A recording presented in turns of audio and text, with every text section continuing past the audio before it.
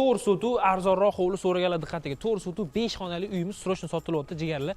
Narxini eshitib borib, voy dot, mana shu uyimiz menga yoqdi deb qolasiz jigarlar. Qaranglar.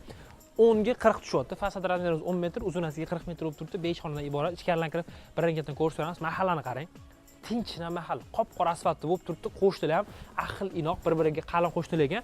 Asosiy darvozaxonadan kirganda, uzungina darvozaxonamizdan ko'rib turibsiz.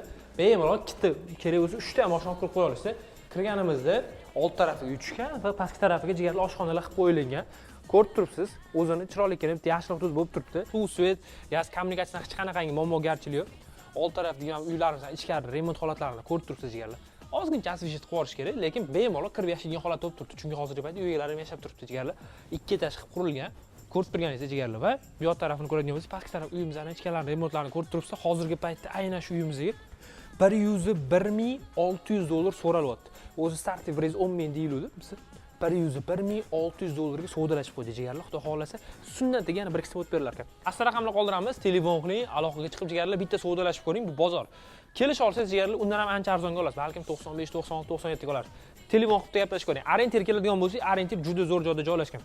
Uch Qahramon postdan 5,5-6 kilometr kirganimizda Hoji Ota mahallasida joylashgan jigarlar. Kelasiz, ko'rasiz. Yoqsa bemalol baraka qolursa, 3 ta masjiddan azon ovozlari eshitilib turar ekan. Eng zo'r tarafi, eng plyus tarafi